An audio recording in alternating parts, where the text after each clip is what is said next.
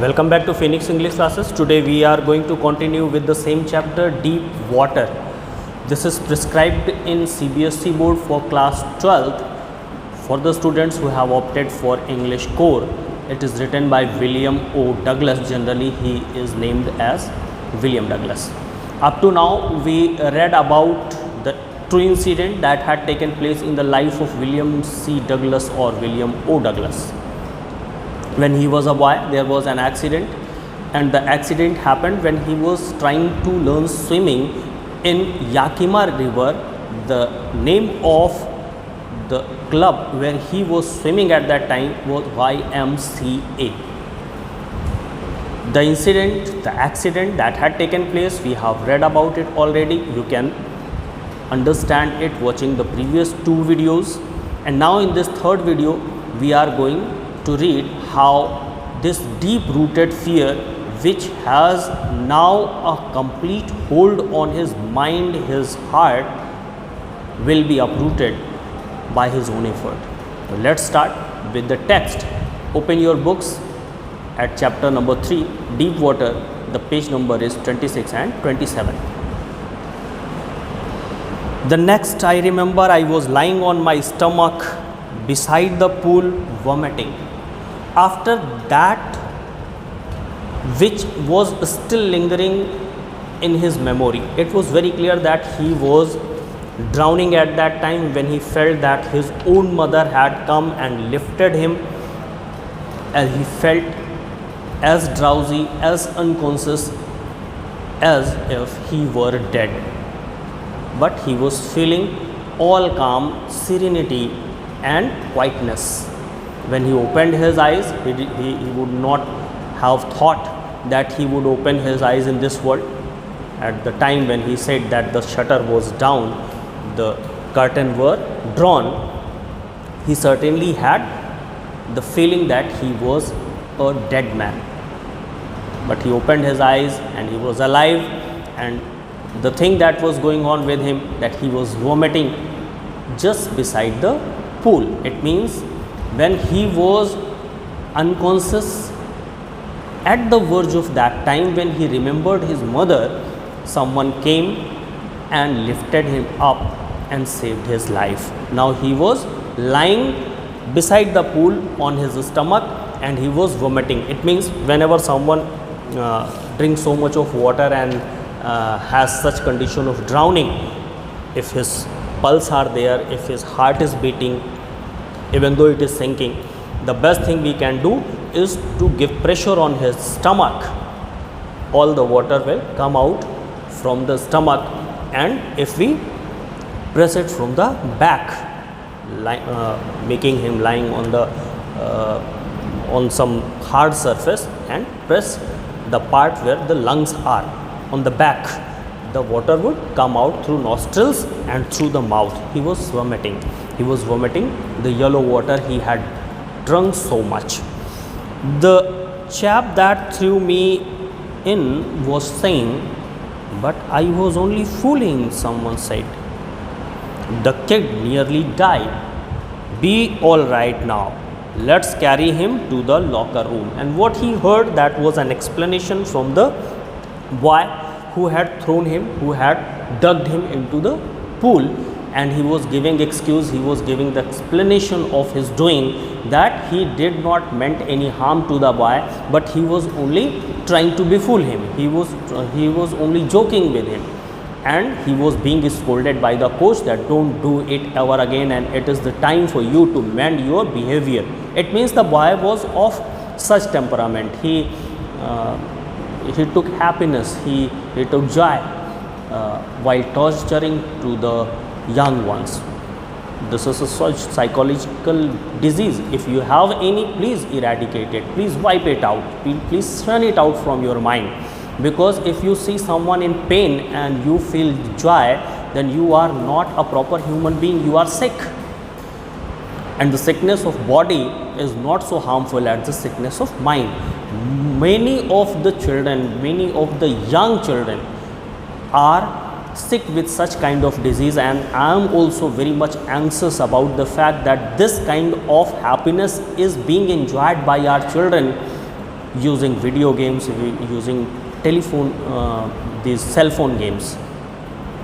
If you take pleasure in violence, it's the time for you to realize that you are getting sick every day and you are under the holds of such kind of psychological disease which will harm someone else and will destroy your own life, because you are fallen from the dignity of being a human being.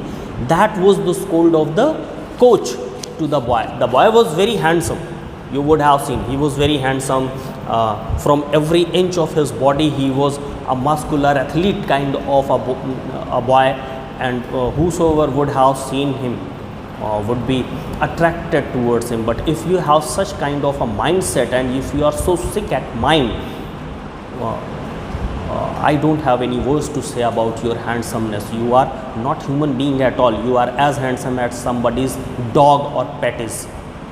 Don't become the dog or pet or any snake that also looks beautiful because he has a very good hood, although you cannot afford to love it despite of all the beauty that he had, because of his physique, because of its stature, because of its masculine and handsome body. The body doesn't matter. If you have saved yourself from such kind of a sickness, it means you are doing something very good. He was lying on his stomach and he was being treated. His coach was there. He was concerned, and the boy who had dug him into the pool was giving an explanation. The explanation was being rejected and he was being warned with the mentioning of the plight of the boy, means the writer, that you threw him to death, and that might have taken his life if somebody would not have seen him at the verge of the time when he was dying. Then another voice came, that was the voice of the coach. Let's carry him to the locker room. Let's carry him to the locker room where they could wipe him, they could give him something to glad on and try to save him from the cold that he had already there inside the body, and outside the body was also so much wet, so they were trying to give him some warmth, some heat through all this process. That's why they carried him to the locker room. Several hours later, I walked home. It took several hours to regain his strength so that he might be sent to the house, sent to his home. He was sent home and he walked on his feet. He was all right, not all right, but as much at ease, as much normal that he could walk on his feet. I was weak and trembling. Although he walked home, yet he was weak and he was trembling also. There was the surge of cold on his body from outside and inside both, and weakness was another reason, because your lung is full of water. You cannot afford any part of liquid inside your lungs. Your lungs are not meant for liquid, it is only for the fresh air. It cannot hold even the polluted air, and so much of polluted water of the pool. The pool water is not potable water, and you have consumed it not only in your stomach but also deposited it in your lungs. It means it was going to give you jitters, it was going to give you pains along with the weakness. He was feeling very weak. Fear was also there. I shook and cried when I lay on my bed. The effect was so grave on him. Whenever he tried to sleep, he had jitters. He started crying. He thought that he was still drowning. He shook and cried. He was trembling on his bed and he was given a time to sleep. His parents tried to soothe him. The effect was that he could not sleep sound. He could not take a sound sleep. Rather, he was shaking, he was trembling, and he started crying as if he were still drowning into the pool. I could not eat that night. Another thing was there, because the stomach was completely filled with dirty water, and this is a sensation that comes if you consume so much of dirty water. You cannot afford to eat anything, because all the things that you try to consume will smell like that dirty water, will started stinking, and as soon as you try to swallow something, it will come out of your mouth. You will start vomiting. These are the after effects of drowning or drinking so much of polluted water. That was happening with him. He did not eat that night. For days, a haunting fear was in my heart, and for several days, this fear haunted him. This fear enveloped him. It did not let him go. It was carrying him with it. The fear was carrying him away. He could not sleep well, he could not walk well, and at regular intervals he started remembering the same incident that had taken place with him. The slightest exertion upset me. If there was the slightest kind of exertion, if there was the slightest problem of any kind, it may be with the body, it may be with the mind, it may be the shouting of someone else, or merely if someone was watching him intently, that was exertion for him, and it upset him, making me wobbly in the knees and sick to my stomach. He felt that his knees started shaking, and there was the same pain occurring in his stomach. He was sick at stomach. He could not digest the food. He could not eat anything properly. This went on for several days. A small mistake or a small foolishness by a boy, with a small boy of 10 or 11 years old, and it made an indelible and destroying effect on the boy. I never went back to the pool. I feared water.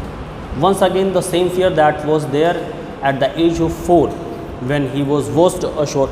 There was the father who knew that everything is all right. Even then he was scared. That fear came to him back, multiplied many times.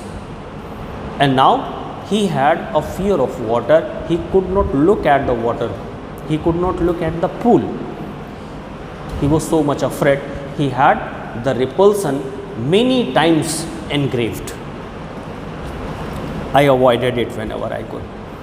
It was so much tormenting.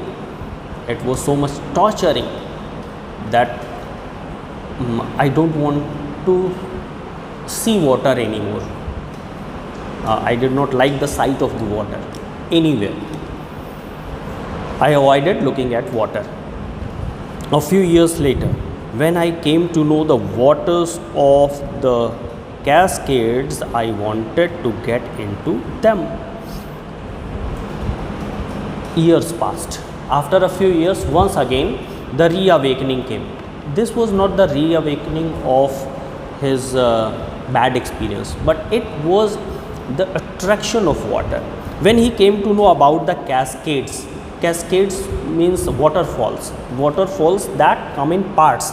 The higher waterfall, then the lower waterfall, then another waterfall, one after the other like a ladder. It is called cascade. When he heard about the waters of Cascade, once again he was drawn towards the sports of water. There was a special liking in his heart for the water sports, although he had a special kind of fear also against water that was repulsing him from water. I wanted to get into them. When I saw the beauty, when I saw the attraction of the Cascades, I wanted to go into them, but I was afraid of water. How can it be that I am afraid of the thing and I want to stick to it? I want to play in water and I am very afraid with the water. Both are the contradictory things, but both were the things that were going on with William O. Douglas. Here we have to try to understand, or we should understand, that liking and disliking are only relative.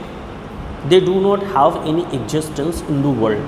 If you can understand this much of philosophy of life through experience or through words, that will help you a lot in your life. The things that we say we like or dislike, they are nothing in themselves. They are only relatives. We like the things and we dislike the things at the same time. If we can accept the truth behind it, if we are not biased, if we are not prejudiced, if we are not adamant, if we are not bigot, then we will start accepting the truth that although there is fear in water, yet we cannot deny that there is lots of attraction in water. The same thing is with the other aspects of life and other parts of life. When you say something that it is a thing of derision, it is a thing of dislike, you are wrong, because it is the mindset that you have made against or in favor of something. It may be like at one time, and on the other time it may be a dislike for the same thing. And whenever I did, whether I was wading the Titan or bumping river or bathing in warm lake of the Goat Rocks, he usually paid a visit to all these places which were known for their water sports and the beauty of water. Whenever he was wading the Titan, whenever he was in the Titan river, or he was in the bumping river, he never went into the river, but he was sailing through that river, because he liked being in the boat, he liked being in touch with the water, but he was afraid of the water to touch it. That was the repulsion and attraction both going on at the same time. So he could not stop himself, he could not check himself from going to the river and floating on the surface of the water in a boat. Whenever he went to such rivers or water lake or warm lake, wherever he went, this attraction became stronger every time. He wanted to enjoy the water sports, but he was afraid at the same time.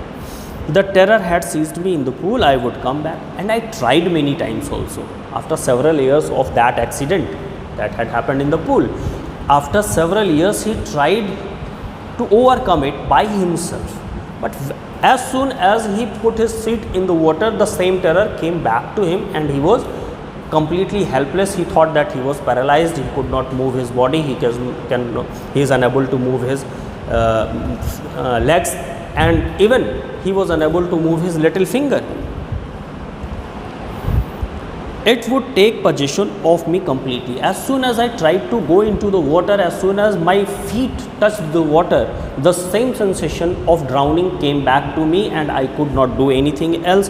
It possessed me completely, and I was helpless. I felt that there is nothing in the world that can make me get rid of this terror, this horror of water.